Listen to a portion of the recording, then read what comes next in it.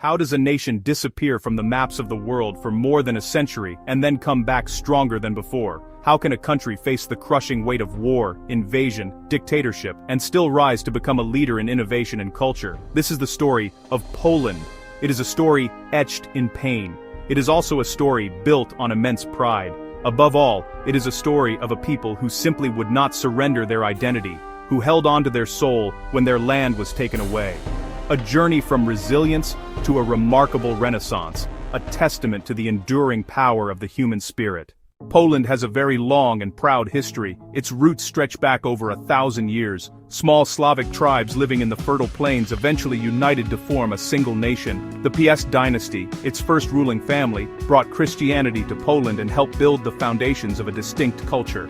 Gniezno, Kraków began to grow. Trade routes developed, connecting Poland to the rest of Europe. The nation faced crusades, invasions, shifting borders, but it endured, forging a powerful identity in Central Europe. A unique moment arrived, a royal marriage, a political union, joining Poland with the Grand Duchy of Lithuania. The Polish-Lithuanian Commonwealth was born. In the 16th and 17th centuries, it became one of Europe's largest and most powerful states, from the Baltic Sea to almost the Black Sea. Power and extraordinary cultural flourishing.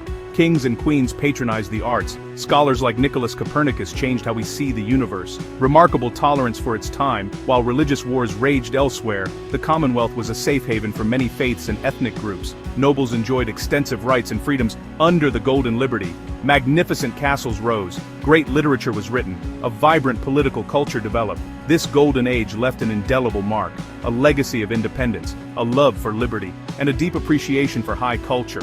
Wawel Castle, John Kochanowski, and the Commonwealth's ideals became part of the nation's DNA. Even when the state was erased, the memory of sovereignty and cultural brilliance could not be extinguished. It remained a powerful reminder of what Poland had been and could be again. That legacy endured. So, the Commonwealth, this big, powerful country, slowly started to get weaker. People inside the country were fighting amongst themselves about politics, and that made the country fragile. At the same time, strong and greedy neighbors looked at Poland's huge lands with hungry eyes. Russian Empire, Kingdom of Prussia, Austrian Empire. They saw their chance. They made secret plans to split up Poland. 3 steps called partitions: 1772, 1793, and the final, really sad one in 1795. After that last one, Poland completely disappeared from the map of Europe. For the next 123 years, there was no independent country called Poland. Poles lived under 3 different empires, each with its own rules, its own language, its own plans. They tried to stop Polish traditions, force new languages in schools and government, make people forget Poland was ever independent. But they couldn't remove Poland from people's hearts. Keeping the nation alive became a personal mission for everyone. Even though the state was gone, the Polish nation lived on. The Polish language was the first thing they held on to. Families taught it to their kids in secret. Mothers sang Polish lullabies and told stories about Polish heroes. The Catholic Church became a safe place for national identity, a place to gather, speak their language, and feel connected to their history. Faith and language together formed a strong shield against being forced to change and losing their culture. Music, art. Frédéric Chopin, far away in Paris, wrote polonaises and mazurkas, songs of sadness and hope for his lost homeland. His music became a symbol of Poland's spirit. Poets like Adam Mickiewicz kept the dream alive. People met in secret, planning for freedom. Poland was a fire in their souls. The 20th century brought a brief hope. Poland reborn in 1918, 2 decades rebuilding with energy and optimism, but storm clouds gathered. Poland stood between 2 ruthless totalitarian regimes. On September 1, 1939, Nazi Germany attacked from the west. Weeks later, the Soviet Union invaded from the east, fulfilling a secret pact. Poland was partitioned once more. The army fought bravely, but was overwhelmed. The years that followed brought devastation on a scale hard to comprehend. Cities bombed and burned. Warsaw was systematically demolished by the Nazis, reduced to a sea of rubble. Millions of Polish citizens, Christian and Jewish, were killed. The largest Jewish community in Europe suffered the horror of the Holocaust. Death camps like Auschwitz-Birkenau, The occupation sought not only to conquer Poland, but to destroy its soul, eliminate its people, erase its culture. For 6 long years Poland lived a nightmare that tested the limits of human endurance, and left wounds for generations. Even facing brutality, the Polish spirit was not broken. Many refused defeat and fought back with extraordinary courage. Resistance was more than guns. It was a battle for minds and souls. A vast underground state formed under the occupiers' noses, with its own government, courts, and press. Teachers ran underground schools to teach Polish language, history, and culture, all banned by the Germans. Secret theaters and poetry readings kept the flame of Polish art alive, acts as vital as any military operation. The Home Army, Armia Krajowa, became one of Europe's largest underground movements. Sabotage, intelligence for the Allies, preparing for uprising. In 1944, Warsaw rose. For 63 days, men, women, and even children fought for their city, hoping for help that never came. The uprising was crushed. Hundreds of thousands died. Hitler ordered the city's final destruction, yet it became a symbol of unconquerable will. Its heroes entered sacred memory, showing the world how far a people will go for sovereignty and honor. From the ashes of total destruction, a new nation would be forged, not just once, but multiple times, turning profound loss into unbreakable strength. The story of modern Poland is written in the stones of its rebuilt and revitalized cities. Warsaw offers the most dramatic example of rebirth. After being almost completely leveled, people rebuilt the old town exactly as it had been, using old paintings, drawings, photographs. They restored colorful merchant houses, the royal castle, and ancient walls, brick by brick. Today, restored Baroque palaces stand beside gleaming glass skyscrapers, history meeting vibrant, forward-looking energy. Kraków, spared widespread destruction, remains a perfectly preserved jewel of Polish and European history, centered on Wawel Hill, its castle and cathedral. Rynek Główny, one of Europe's largest medieval squares, bustles with life, horse-drawn carriages and the bugle call from St. Mary's Basilica. Kazimierz, once a center of vibrant Jewish culture and later tragedy, has been reborn with archival memory, art galleries, unique cafes, and renewed street life. Gdańsk faces the Baltic.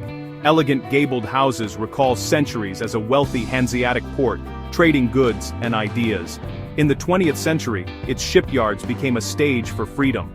In 1980, workers led by an electrician, Lech Wałęsa, launched Solidarity, a peaceful revolution. Once trading amber and grain, Gdańsk came to export the idea of liberty, a symbol of ordinary people changing history. Poland's identity lives in landscapes too. The Tatra Mountains above Zakopane, the Białowieża Forest, a primeval UNESCO sanctuary home to European bison, the Masurian Lake District, a tranquil world for boaters and kayakers, and the Baltic coast with Sopot's Pier, Gdynia's port, and Slovinsky's moving sand dunes. Daily life blends tradition and modernity. Red roof villages, church bells, bustling markets with crusty bread, smoked cheeses, fresh fruits, the scent of pierogi and bigos at family gatherings, hospitality, humor, and festivals, from Corpus Christi processions to summer folk music. People cherish crafts and cuisine while embracing modern life. Old craftsmanship sits beside new technology, comfortably familiar and excitingly fresh. After World War II, Poland stood behind the Iron Curtain, a communist government, backed by Moscow, rebuilt, but took freedoms away.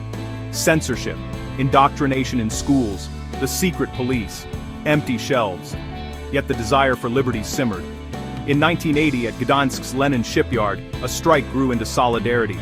Led by Wałęsa, inspired by Pope John Paul II, it became a beacon for the Eastern Bloc. Poland first broke one-party rule. Its courage helped trigger events that brought down the Berlin Wall and ended the Cold War. Warsaw, resurrection, and the will to rebuild. Kraków, continuity and heritage. Gdańsk, the fight for freedom. Together they form a triangle of memory, resilience, hope. Walking their streets feels like turning the pages from Golden Age to modern Renaissance. The fall of communism opened a new chapter. After decades behind the Iron Curtain, Poland turned its face toward the West. In 2004, Poland joined the European Union. More than politics or economics, it was a symbolic homecoming and a return to Europe's democracies. EU membership brought investment, opened markets, and created opportunities. The economic transformation was remarkable. Poland became one of Europe's fastest-growing economies. Cities once built on heavy industry reinvented themselves. Wrocław and Poznań as innovation hubs, Kraków and Warsaw with startups and global R&D, developing software, creating video games, launching new businesses, while multinationals opened offices and labs, tapping a highly educated workforce. A renaissance seen in global achievement, Marie Curie, Olga Tokarczuk, acclaimed film directors, musicians, and designers. Poland honors its past while building its future, investing in green energy and planning cleaner cities. New ideas are welcomed. Craftsmanship stands beside modern technology. A young generation drives the country forward, from a state-controlled economy to a dynamic free market powerhouse, resilience and renewal. The story of Poland is ultimately a story of profound and enduring hope. A people who refused to let their nation be erased, who held on to identity through the darkest times, and entered the 21st century full of life.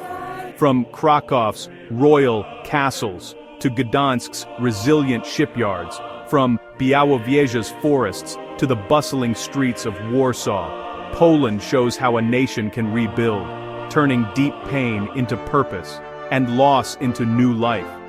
This is a nation that truly rose from the ashes, a nation of soaring music, groundbreaking science, unwavering faith, and a stubborn, beautiful hope. It stands in the heart of Europe, not as a victim of history, but as a proud, vibrant participant shaping its future. Look closely, and you'll see a universal drama, human will to survive, the power of memory, and the promise of tomorrow. Poles are known for strength and warmth, finding humor in hard times, helping neighbors, protecting communities. They fiercely guard their culture and open their arms to others, welcoming refugees and newcomers. As Poland grows, it speaks for freedom and human dignity, drawing on hard-won experience to help others. Borders can be redrawn and states dismantled, but the spirit of a people, nurtured by culture, courage, and care, cannot be extinguished. Poland proves strength lies not in armies or territory, but in the hearts of its people. It rose from the rubble and the silence. Today, it shines, offering a beacon to all who believe a better, freer, more just future is always possible. If Poland's journey from ashes to glory inspired you, tell us in the comments, what moved you most? Don't forget to subscribe to Global Explorer for more cinematic journeys through the heart of Europe, every Monday and Friday.